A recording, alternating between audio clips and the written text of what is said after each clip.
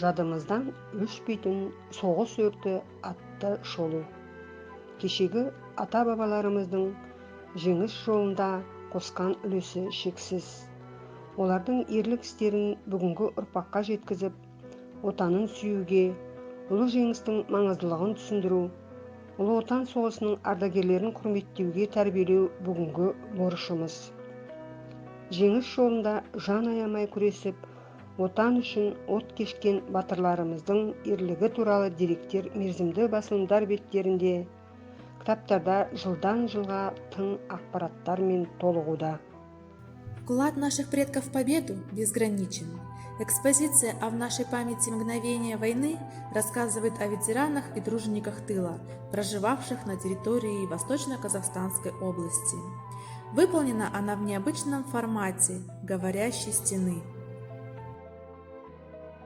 Особое и главное место выставки занимают фотоматериалы, архивные документы, рассказывающие о наших земляках, имена которых неизвестны широкой аудитории. По просьбе библиотекарей читатели и сотрудники принесли фотографии и письма своих родных и близких, которые являются участниками Великой Отечественной войны и тружениками тыла. Каждый документ ценен своей историей, своей памятью. Атмосферу экспозиции усиливает и подчеркивает военная атрибутика, макет памятника воина-освободителя, инсталляция из книг в виде вечного огня и в память о погибших на полях сражений стая белых журавлей. Также вниманию читателей будут представлены книги, приуроченные к юбилейным датам Дня Победы. Сол бір ел басына күн туған қатерлі жылдары туған жерін қорғауға біздің өлкемізден де азаматтар соғысқа аттанды. Жансап Жанғозиннің ұлан есімі ұлағат бесігі, «Обетованная земля Уланская» атты екі тілде жарық көрген кітабында ерліктің ерен үлгісін көрсеткен батырларымыз туралы баяндалған. Атап айтсақ, олар Қазақстан Республикасының халық қаһарманы, жазушы партизан полковник Қасым Қайсенов, Кеңес одағының батырлары Ізғұтты Айтықов, Серікқазы Бекбосынов, Төлеген Тоқтаров сияқты батырларымыз шынайы ерліктің үлгісін көрсетті. Сонымен қатар ұлы отан соғысына қатысқан ардагерлердің, соғыстан оралмаған боздақтардың тізімі де берілген. Сборник «Все для фронта, все для победы» составлен по результатам конкурса статей, опубликованных на страницах СМИ о тружениках тыла, работавших во время Великой Отечественной войны на территории Восточно-Казахстанской области. Конкурс нашел большой отклик среди жителей области, и в нем активно приняли участие не только журналисты, но и сами ветераны, простые читатели газет.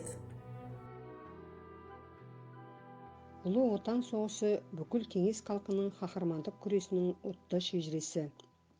Сұрапыл соғыста жауға қарсы тұрған жауынгерлердің жанқиярлық күресі үлкен құрметке ие.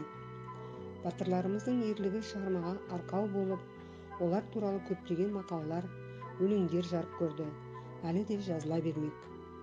Қаһарман кітабы бүкіл саналы ғұмырын туған еліне арнаған, аты аңызға айналған даңқты жауынгер, жазушы, атақты партизан Қасым Қайсеновке арналады.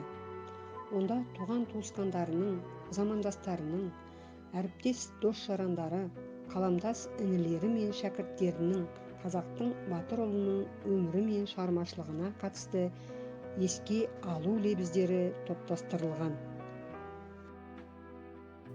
14-й выпуск научного журнала «Записки Усть-Каменогорского филиала Казахского географического общества» посвящен 75-летию Великой Победы и 300-летию Усть-Каменогорска. В сборнике представлены документальные фондовые материалы и воспоминания. Они дают глубокое и объемное представление о географии, культуре, истории края.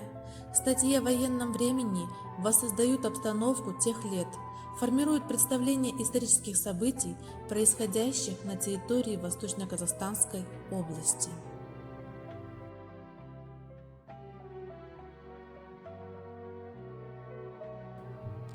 Никто и ничто не должно забываться.